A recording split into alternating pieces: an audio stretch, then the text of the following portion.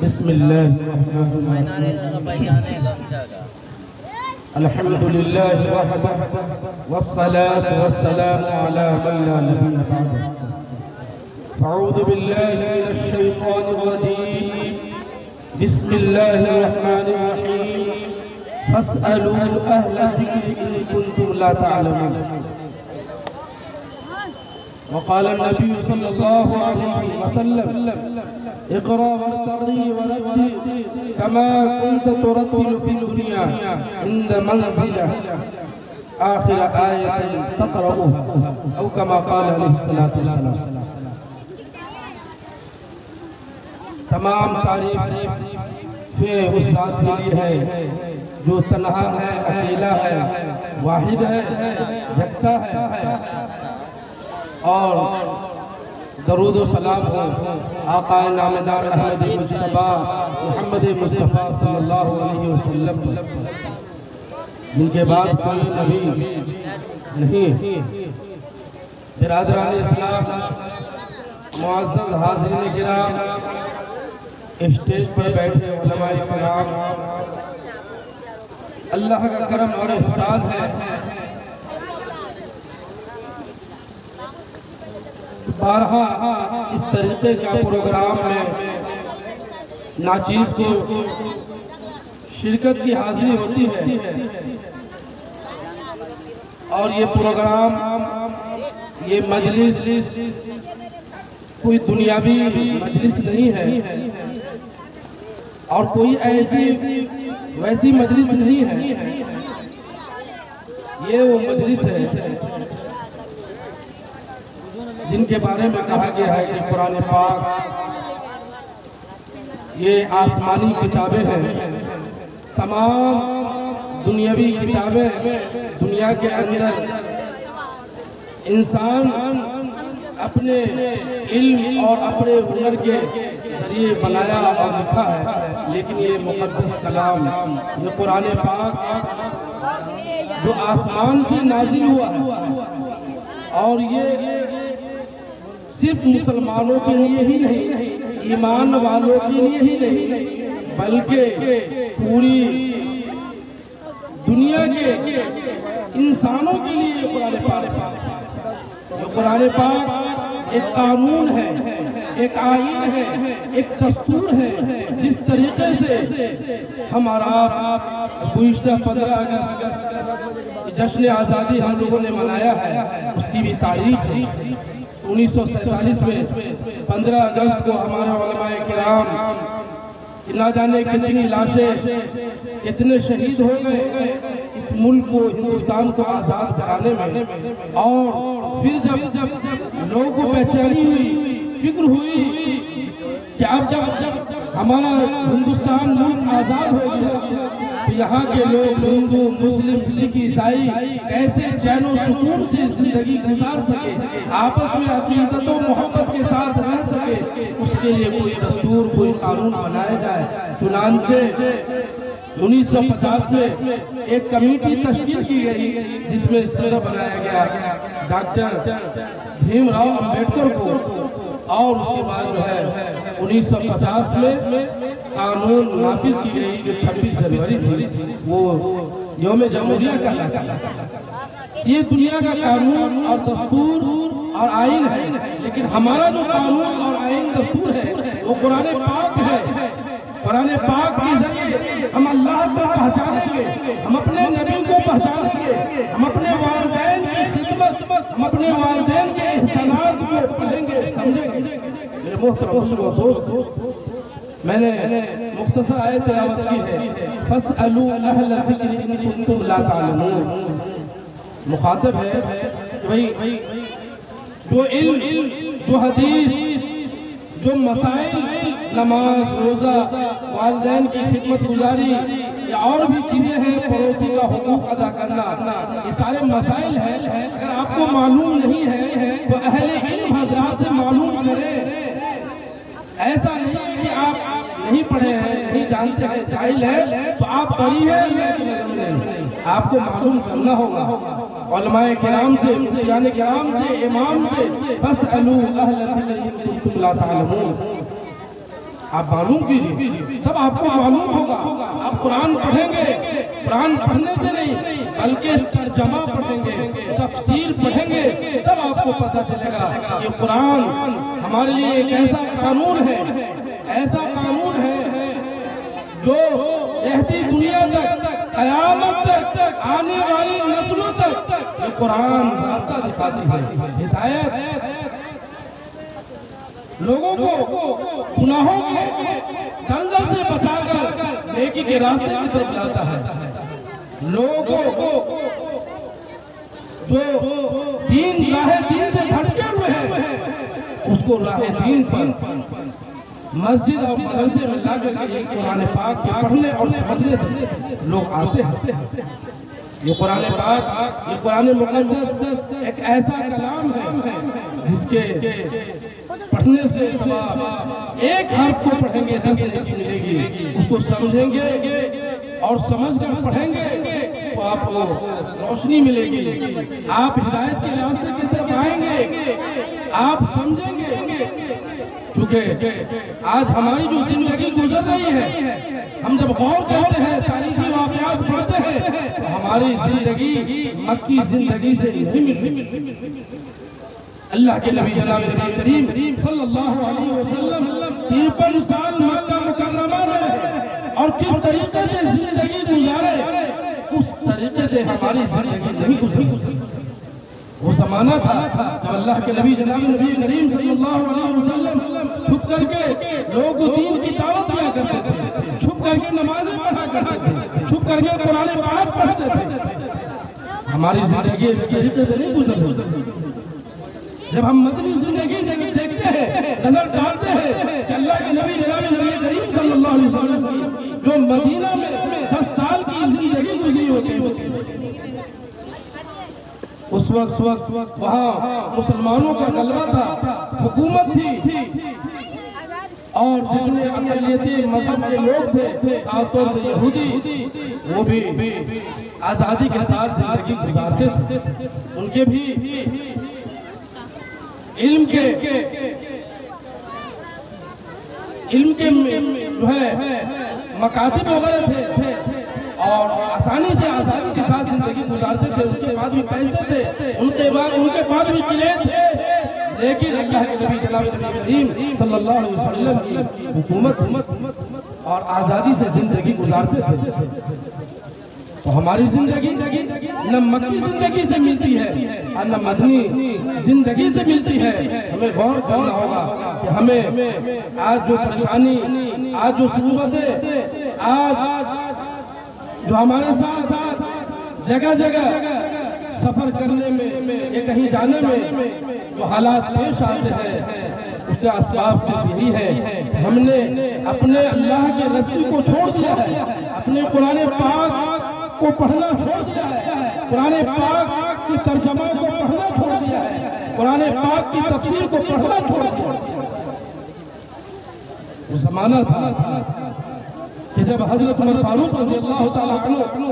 کوفہ کے گورنر حضرت سعد بن ابی وقاص کے پاس خبر مل پایا، اس زمانے میں جتنی فوجیں ہیں ان کو حافظ قرآن بنائے اور اخیر سال میں ان کی لسٹ میرے پاس بھیجی جائے. جب سال کا اخیر ہوتا ہے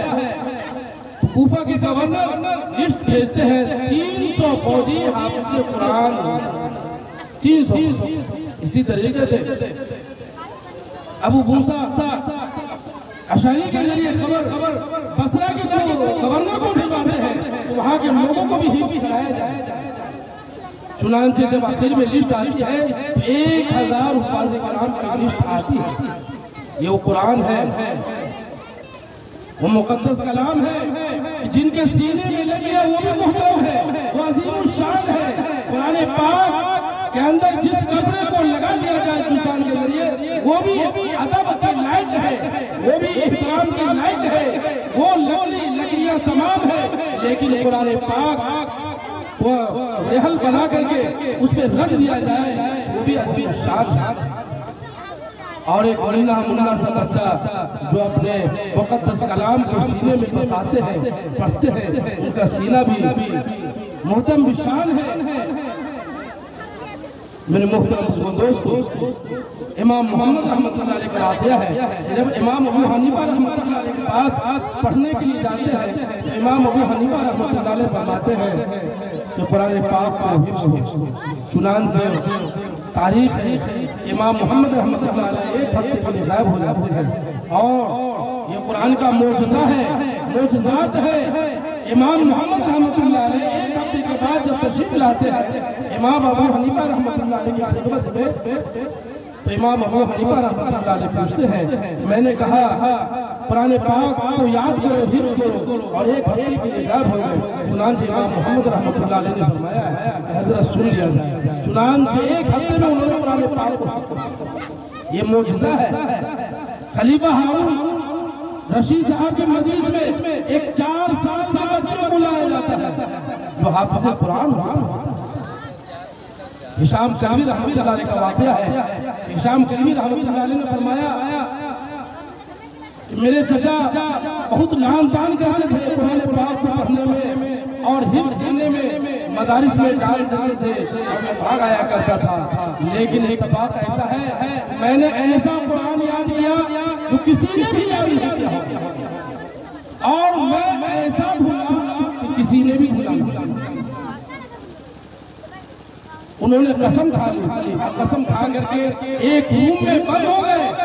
اور 3 دن تک یہ قسم کھا لیا کہ جب تک قرآن پاک کو میں حفظ نہیں کروں گا اس وقت تک میں اس روم سے باہر نہیں نکلوں گا۔ چنانچہ 3 دن میں ہشام کرمی رحمۃ اللہ علیہ قرآن مقدس کو اپنے سینے میں محفوظ اور بلایا ایسا کہ انہوں نے فرمایا یہ سنت ہے داڑھی رکھنے کے، ایک مشت اس سے زیادہ بڑی تھی، میں سوچا کہ جو بڑی ہے ان کو چھوٹی کر دی۔ چنانچہ ہاتھ سے پکڑ کے کینچی نیچے کے بجائے میں نے اوپر جب وہ تعریف پڑھی گئی پتہ چلا کہ اللہ تبارک و تعالیٰ نے ایسا کرا دیا شاید ہشام کرمی رحمۃ اللہ علیہ کو تکبر نہ آنا اور وہ قرآن کو بھلا دیا۔ میرے محترم دوستو، یہ قرآن بڑا مقدس کلام ہے، یہ ہدایت ہے، یہ روشنی ہے، یہ علم ہے۔ ہم اس سے جان سکتے ہیں کہ پڑوسی کا حقوق کیا ہے، حلال کیا ہے، حرام کیا ہے، والدین کا حقوق کیا ہے، اور والدین قرآن پاک کو تعویذ بنا کر کے اپنے بچے کے گلے میں ڈالتے ہیں۔ قرآن پاک اس لیے نہیں ہے کہ بچہ نافرمان ہو گیا ہے تو چلے کسی مولانا کے بعد اور تعویذ بنا کر کے گلے میں ڈال دے اور میرا فرما بردار ہو جائے۔ قرآن پاک اس لیے نہیں ہے وہ قرآن پاک جس نے سینے میں بسایا، قرآن کو پڑھا، اللہ کے نبی جناب نبی کریم صلی اللہ علیہ وسلم پر ایمان لایا، وہ اپنے کو جان دینا گواہ کر دیا۔ حضرت سعد بن ابی وقاص رضی اللہ تعالیٰ عنہ کا واقعہ ہے کہ جب انہوں نے اللہ کے نبی کے چہرے کو دیکھا، ایمان لایا، جب ان کی والدہ کو معلوم ہوا کہ سعد بن ابی وقاص نے ایمان لے آیا ہے تو پتہ چلا کہ وہ عرب کی جلدی ہوئی ریت پر جا کر کھڑی ہو گئی اور نہ کھانا کھاتی اور نہ پیتی ہے، وہاں نہ کوئی سایہ ہے، نہ کوئی درخت ہے، نہ کوئی وہاں کنواں ہے، نہ کوئی تالاب ہے پانی پینے کے لیے۔ چنانچہ حضرت سعد بن ابی وقاص رضی اللہ تعالیٰ عنہ کو خبر ملتی ہے کہ میری ماں میرے ایمان لانے کی وجہ سے وہ عرب کی جلدی ہوئی ریت میں کھڑی ہے، نہ کھا رہی ہے نہ پی رہی ہے۔ چنانچہ سعد بن ابی وقاص رضی اللہ تعالیٰ عنہ پہنچتے ہیں، اور پہنچنے کے بعد اپنی ماں کو مناتے ہیں کہ میری ماں مان جاؤ، میں اللہ کے نبی کی جو نظر پڑی ہے اللہ کے نبی کے چہرے پر اور اللہ کے کلام کو میں سنا ہوں، میں ایمان لے آیا ہوں، اس لیے چلو تم کھا لو پی لو۔ ان کی ماں یہ کہتی رہی اے سعد بن ابی وقاص سن لو، جب تک تم ایمان سے پھر نہ جاؤ گے اس میں اس عرب کی جلتی ہوئی ریت میں کھڑی ہوں، میں واپس گھر نہیں جاؤں گا۔ قربان جائے انسان بن ابی وقاص رضی اللہ تعالیٰ عنہ پر جو قرآن کو انہوں نے پکڑ لیا، اللہ کے نبی کے چہرے کو دیکھا، اللہ کے کلام کو سنا اور انہوں نے کہہ دیا کہ کان کھول کر سن لے، میں جناب نبی کریم صلی اللہ علیہ وسلم کے اوپر میں ایمان لایا ہوں، اللہ کے احکام کا میں پابند ہو گیا ہوں، لا الہ الا اللہ محمد رسول اللہ پڑھ لیا ہوں۔ اگر تم جلتی ہوئی عرب کی جلتی ہوئی ریت پر بغیر کھائے پہ میں بھی جاؤ، میں بھی ایمان، پھر بھی میں ایمان نہیں صحیح جو قرآن کی دولت ہے، جو قرآن کی برکت ہے۔ خیر مختصر وقت چونکہ مجھے ملا ہے 2 منٹ وقت ہے، میں نے ایک حدیث پڑھی ہے، اقرا ورتقی ورتل کما کنت ترتل فی الدنیا، آیا ہے خوشخبری، ایک ننھا منا سا بچہ، ایک ننھی منی سی بچی ابھی قرآن پاک کی تلاوت کی ہے، بڑا خوشگوار اور دل خوش ہو گیا کہ ابھی ایمان تازہ ہے اور لوگوں کے اندر شوق اور جذبہ بیدار ہے، قرآن پاک کو اپنے ننھی منی بچے کو پڑھاتے ہیں اور باضابطے ایسے پروگرام کرتے ہیں جو لوگوں کو شوق اور جذبہ ہو، اپنے بچوں کو بھی قرآن پاک کی تعلیم دے، اپنے بچوں کو، اپنے پڑوسیوں کو یہ تعلیم دینے کی کوشش کریں۔ کہا کہ اقرا ورتقی ورتل کما کنت ترتل فی الدنیا، جس نے اپنے سینے میں قرآن پاک کو محفوظ کر لیا، بروز محشر اللہ تبارک و تعالی اس حافظ قرآن سے یہ کہا جائے گا کہ اے حافظ قرآن اپنے قرآن مقدس کی تلاوت کرتا رہا، اقرا ورتقی ورتل، اور جنت کے بالا خانہ پہ چڑھ دے گا، ورتل کما کنت ترتل فی الدنیا، جس طریقے سے تم نے اپنے استاد کے پاس قرآن پاک کی تلاوت کیا کرتے تھے، رمضان المبارک کے مہینے میں قرآن پاک کو سنایا کرتے تھے، اسی طریقے سے ورتل کما کنت ترتل فی الدنیا عند منزلک، اسی طریقے سے قرآن پاک کی تلاوت کرتے جا، اور جہاں تمہاری آخری آیت ہوگی وہی تمہارا ٹھکانہ ہوگا، وہی جگہ ہوگا۔ گویا جنت میں مالا خانہ پر خوشخبری ہے اس حافظ قرآن کے بارے میں جس نے اپنے قرآن پاک کو سینے میں بسایا اور اس پر عمل بھی کیا۔ ایسا نہیں کسی قرآن پاک کو حفظ کر لیا اور عمل نہیں کیا، نماز نہیں ہے، شرعی لباس نہیں ہے، تو ایسے لوگ نہیں، بلکہ جس نے قرآن پاک کو حفظ کیا اور اس پر عمل کیا، اس حافظ قرآن کے بارے میں ہے۔ باقی کسی ایسے شخص کے لیے نہیں ہے جو بادشاہ وقت ہے، جو بڑے پیسے والے ہیں، جو بلڈنگیں والے ہیں، ان کے لیے خوشخبری نہیں ہے، ان کے لیے خوشخبری ہے کہ قرآن پاک اللہ کے مقدس کلام، جو قرآن پاک جناب نبی کریم صلی اللہ علیہ وسلم کے معرفت سے عالم اسلام کو یہ پہنچا ہے 23 سال کا، قرآن پاک کی برکت ہے، ایک ننھے بچے کو جنت میں اٹھا لے جاتا ہے۔ اللہ تبارک و تعالیٰ سے دعا فرمائے اسی طریقے سے پروگرام اگر ہوتا رہا اور لوگ شوق اور جذبات بھرتے رہے، قرآن پاک پھیلتا رہے گا، قرآن پاک کی تعلیم پھیلتی رہے گی۔ جتنی بھی آسمانی کتابیں نازل ہوئی کوئی محفوظ نہیں ہے سوائے قرآن پاک، جو محفوظ ہے کہتی دنیا تک کوئی ایک حرف، ایک زیر و زبر جو ہے نقصان نہیں پہنچا سکتا ہے، نہ گھٹا سکتا ہے نہ بڑھا سکتا ہے۔ اس لیے میرے محترم دوستو، جو لوگ بھی شریک ہوئے ہیں انہیں چاہیے کہ اپنے بچوں کو قرآن پاک کی تعلیم دے، امام صاحب کے پاس مدارس میں مساجد میں بھیج کر قرآن پاک کی تعلیم دے، اسی قرآن پاک کے ذریعے سے والدین کی قدر، پڑوسی کا سارا اخلاق اور سارے اعمال سمجھیں گے اور عمل کریں گے۔ اللہ تبارک تعالیٰ سے دعا فرمائے، اللہ تبارک تعالیٰ ہم تمام لوگوں کو سننے سناتا عمل کی توفیق بخشے۔ وآخر دعوانا الحمدللہ رب العالمین۔